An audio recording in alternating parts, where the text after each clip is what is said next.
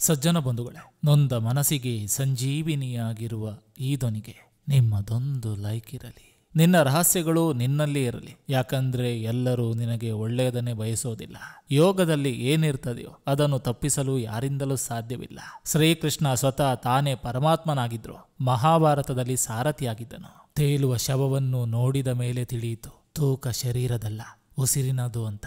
ದಿನದ ಅಂತ್ಯಕ್ಕೆ ಒಳ್ಳೆಯ ಫಲಿತಾಂಶ ಸೃಷ್ಟಿಯಾಗಬೇಕು ಅಂದ್ರೆ ಬೆಳಿಗ್ಗೆ ಒಳ್ಳೆಯ ಯೋಚನೆಗಳೊಂದಿಗೆ ಎದ್ದಿರಬೇಕು. ತಿಳಿದುಕೊಳ್ಳಲು ಯಾವ ವಿಷಯವೂ ಸಣ್ಣದಲ್ಲ. ಮಾಡುವ ಮನಸ್ಸಿದ್ರೆ ಯಾವ ಕೆಲಸವೂ ದೊಡ್ಡದಲ್ಲ. ಗೆಲುವು ಬೀಗುವುದನ್ನು ಕಲಿಸಿದ್ರೆ ಸೋಲು ಬಾಗುವುದನ್ನು ಕಲಿಸ್ತದೆ. ನಾನು ಚೆನ್ನಾಗಿದ್ದೇನೆ ಎಂದು ನಾವು ಎಲ್ಲರ ಹತ್ತಿರ ಹೇಳ್ಬೋದು. ಆದರೆ ನಾನು ಕಷ್ಟದಲ್ಲಿದ್ದೇನೆ ಎಂದು ಹೇಳಲು ನಮ್ಮ ಹೃದಯಕ್ಕೆ ತುಂಬ ಹತ್ತಿರ ಇರುವವರು ಬೇಕಾಗ್ತದೆ. ನಿನ್ನ ಮನಸ್ಸಿನ ಶಕ್ತಿಯನ್ನು ಚಿಂತೆ ಮಾಡಲು ಉಪಯೋಗಿಸಬೇಡ. ಆ ಶಕ್ತಿಯನ್ನು ನಂಬಿಕೆಗೆ ಉಪಯೋಗಿಸು. ತಿರಸ್ಕಾರಕ್ಕೆ ಚಿಂತಿಸಬಾರದು, ಪುರಸ್ಕಾರಕ್ಕೆ ಕಾಯಬಾರದು. ಏನೇ ಬಂದರೂ ಹಿಗ್ಗಬಾರದು, ಎಂದಿಗೂ ಕುಗ್ಗಬಾರದು. ಜೀವನದಲ್ಲಿ ನೀವೆಷ್ಟೇ ಸರಿ ಇದ್ದರೂ ನೋಡುವ ದೃಷ್ಟಿಯೇ ಸರಿಯಿಲ್ಲದಿದ್ರೆ ನೀವು ಮಾಡಿದ್ದೆಲ್ಲ ತಪ್ಪೆ. ಅನ್ಯರು ನಿನ್ನನ್ನು ಅವಮಾನಿಸ್ತಾರೆ ಎಂದು ಎಂದಿಗೂ ಕುಗ್ಗದಿರು. ಯಾಕಂದ್ರೆ ನಿಂದಕರಿಗೆ ವಜ್ರ ಮತ್ತು ಗಾಜಿನ ವ್ಯತ್ಯಾಸ ತಿಳಿದಿರೋದಿಲ್ಲ.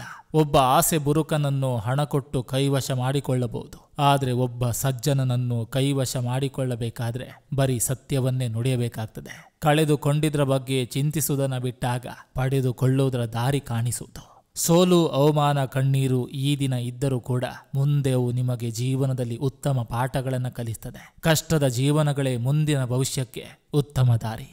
ಸಜ್ಜನ ಬಂಧುಗಳೇ, ಇದು ಇಂದಿನ ಸಂಚಿಕೆ ಅಂತ ಹೇಳ್ತಾ, ಈ ಸಂಚಿಕೆ ನಿಮ್ಗೆ ಇಷ್ಟವಾಗಿದ್ರೆ ದಯವಿಟ್ಟು ಒಂದು ಲೈಕ್ ಮಾಡಿ, ಜೊತೆಗೊಂದು ಕಮೆಂಟ್ ಮಾಡಿ. ಮತ್ತೆ ಮುಂದಿನ ಸಂಚಿಕೆಯೊಂದಿಗೆ ಅತಿ ಶೀಘ್ರದಲ್ಲಿ ನಿಮ್ಮನ್ನ ಭೇಟಿ ಆಗ್ತೇನೆ. ನಿಮ್ಮೆಲ್ಲರ ಮನಸ್ಸು ಪ್ರಶಾಂತವಾಗಿರಲಿ ಅನ್ನೋದು ಈ ವಾಹಿನಿಯ ಉದ್ದೇಶ.